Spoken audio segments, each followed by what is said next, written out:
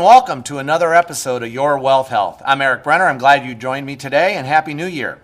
With the new year brings some changes with Your Wealth Health. What we're starting today is our segments are going to be narrowed down and they're going to be weekly. So they'll be a little shorter and they'll be throughout the month, and we'll focus on a topic each month. With me today is Bill Davis, a private wealth advisor with the firm. Bill, thanks again for joining me. Thanks for having me. Very important topic today, college savings. And we're going to talk about college savings in a couple different ways. One is we're going to talk about if you have young kids that you're thinking about someday, you want them to go to college and you want to help them. And then we'll also talk about it from a grandparent standpoint. I know, Bill, we say all the time at the firm that our clients that have kids want to see their kids go to college. But the grandparents really love to help their kids or their grandkids through college. Yeah, I mean, we're experiencing their children are coming out of college with a lot of debt still, and I don't think that our grandparents want their grandchildren to come out and, have a lot of debt coming out of college in the future. Yeah, exactly. So very important topic, and I think everybody knows, that the college costs have risen over the years.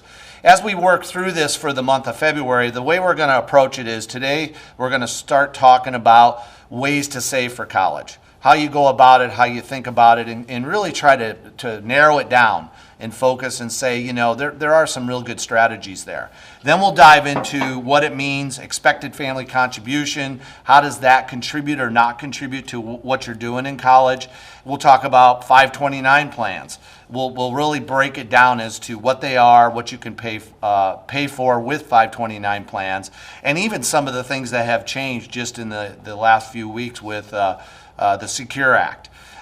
So we hope this month will give you a lot of great information on college. So let's dive in, Bill. Yeah, let's do that. So if we look on the screen here, let's look at this slide that shows college costs in decades. So the way to read this for everyone out there is if we look at, we've got 3 decades that look at college costs, inflation adjusted, for private and public universities, both 4-year and 2-year. So you can see that if we look at tuition and fees and room and board combined from a private university standpoint in 1989 through 1990, you can see that it was up 2.5%, and we jump all the way over to the public university up 2.5%. I think these numbers, when you look at it, oftentimes people hear 5, 6, 7%. So what do you think is important to understand as it relates to this slide? Well, yeah, you really have to understand inflation adjusted. So what was the inflation during those periods of time? Eric, I was looking at some numbers that said that from 1980 to today, the actual cost before inflation is up 7.4% total over that time period, double the cost of the Consumer Price Index, the CPI. Yeah. So if you're looking at 7% a year increase in cost, that's a significant number. It is, and I think there are a lot of conversations that go on with parents and grandparents, knowing that even 10, 15 years ago, they know that college costs have really changed. Mm-hmm. So, well, one of the things that has happened over the years is we got a lot more options, right? We got a lot more options as it relates to where what we can invest in. So let's go through those options. If you want to take a look at the screen there, let's start with kind of 529 plans. So we'll talk a lot more about those over the next coming segments, but that's an important option, isn't it? Well, I think that's probably going to be one of the best options because of the most states have a tax break. Most all federal gains are not subject to taxation if used for college. As you go through that slide and you look down that list, you'll see that most everything's checked off except total flexibility. And we'll be talking more about how each of these counts toward the expected family contribution as well, and how a student gets student aid. Yeah. Financial aid. Good, yeah, that's good. UGMA or UTMA accounts. A little bit about those. There's a lot of confusion around those. Mm-hmm. And so we don't see them a lot anymore, but they are an option. Yeah, the UGMA, that one of the things that I caution people on is that, each state has a different age that it has to be converted to the student's asset. And that could be as early as age 18. So you wouldn't want to have a big asset going to a student, becoming a student's asset at age 18 or 19. 21, maybe the student can handle it, but we have to watch out for that. And the taxability is going to be taxed at the custodian's or the parent or the grandparent's tax bracket. Yeah. So that could have an effect as well. And the other thing I always tell folks is that, once they get to that age of majority, the money's there.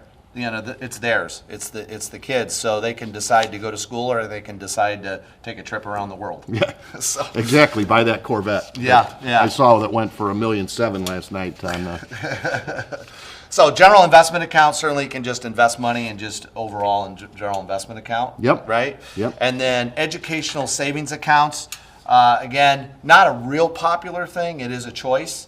Some limitations as to what you can actually, how much you can put in. Well, Eric, those really came at a point in time prior to the 529s being able to use for K through 12.